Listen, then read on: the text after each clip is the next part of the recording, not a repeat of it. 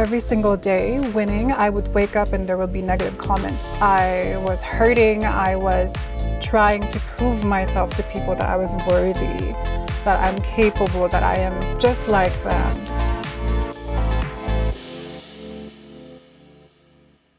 Kat, first of all, congratulations for blazing the trail. I mean, you have made a name for yourself as the first Filipina to win Miss Nevada, to represent also Nevada in the Miss USA competition, also the first trans woman. Oh my gosh.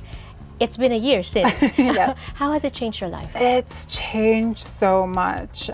It opened so many doors for me, so many opportunities. I've connected with so many people that I didn't think I would be connected to, people that I watched growing up. And so it's been life-changing for me. Did you always know that this was the route for you, the pageant route? No, I honestly never imagined myself doing pageantry. When I first watched pageantry was Miss Universe, and I was watching just from home, and I was like, why are they just walking around in swimsuits? Like, why? To me, I was objectifying them, and I wasn't listening to what they were saying. And then when I actually gave it a chance to listen to what they're talking about, what they're advocating for, and then I was like, oh, this is actually a really great thing. You know, seeing beautiful women who are confident, who have things going on with their life, who have a story and who have a purpose. And then I wanted to be a part of that. Right. So at what age did you start giving pageantry a chance? So my first pageant was Queen of the Universe in Los Angeles.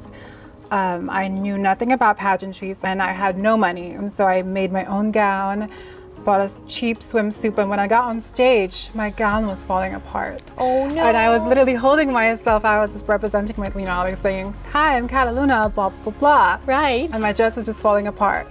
Well, I didn't place at all, obviously.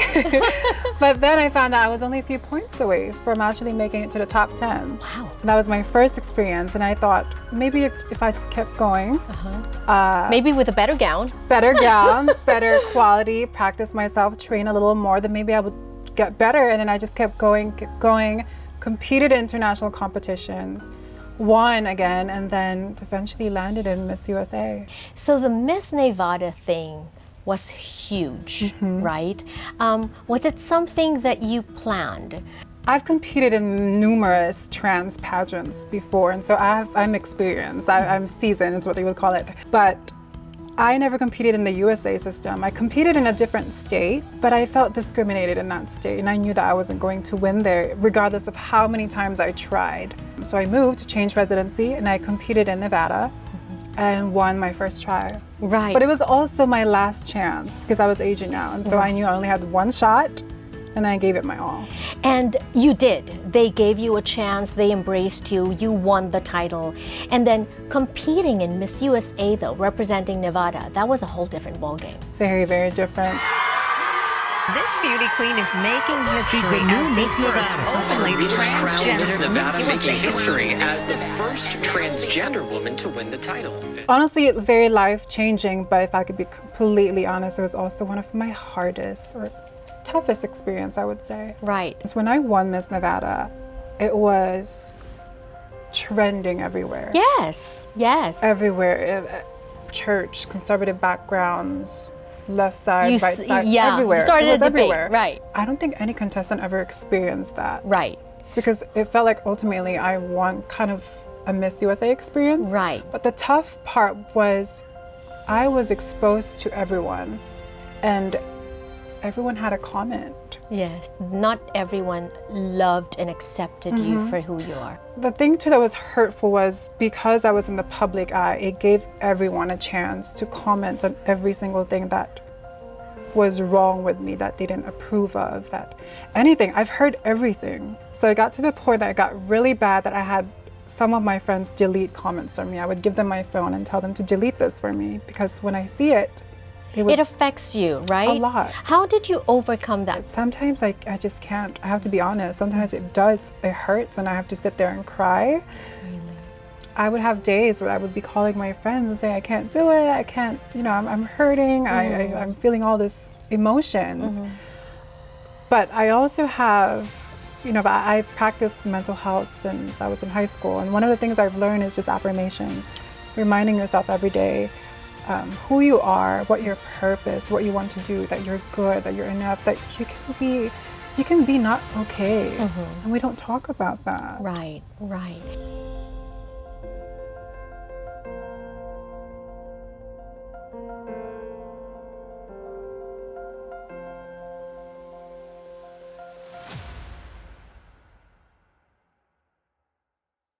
When I introduce myself, people know that I'm the first trans, but I'm not just that. I accept and I celebrated it, but I'm not just that. Right. You know, I went through so many things. I'm Filipino, I'm first generation, I'm trans. Speak Tagalog. I speak Tagalog. I'm a survivor of so many things. Right. It's the intersectionality that people don't really pay attention to. Right. You mentioned earlier about it being important for you to know who you are and to remind yourself that, right? So let's trace that journey from a child to the beauty queen that you are now. So I was born in the Philippines, Angeles City, Pampanga, and I moved to the US when I was 10. Okay. You know, when I was in the Philippines, I grew up in I would say a normal family, but I always knew that I was different.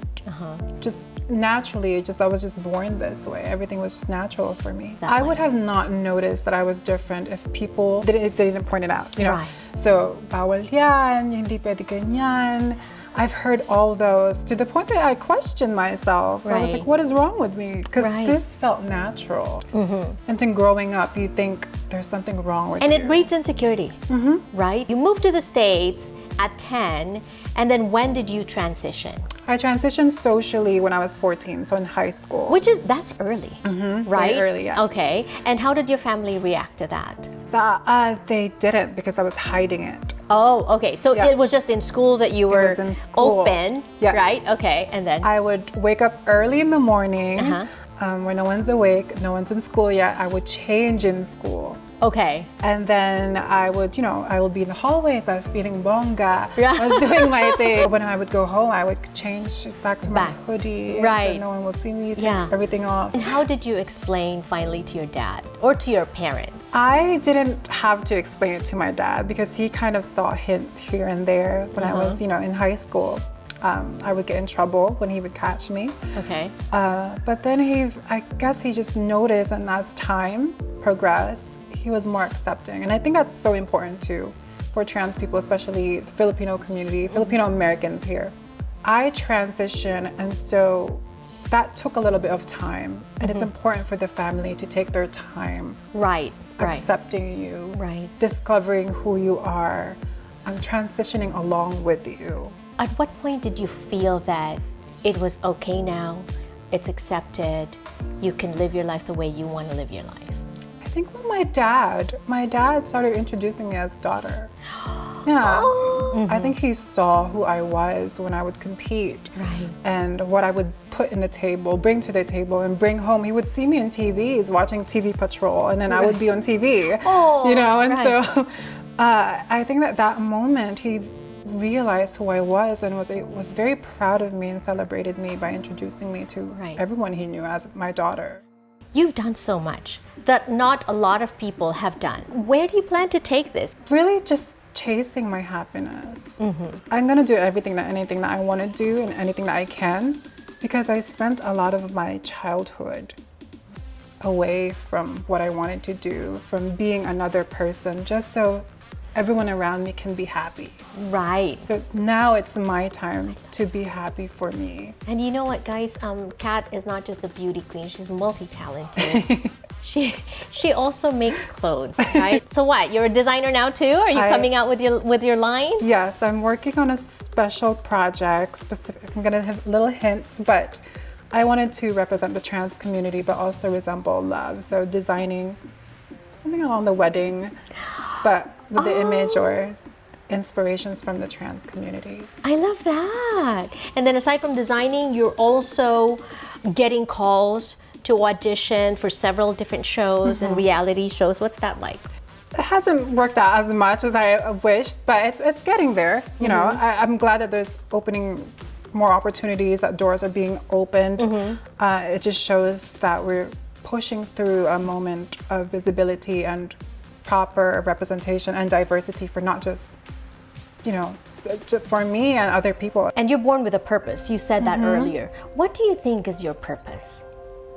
To be different, to be outspoken, to stand up for those who aren't able to do so, for those who weren't able to speak, to be the person I needed when I was younger. Right.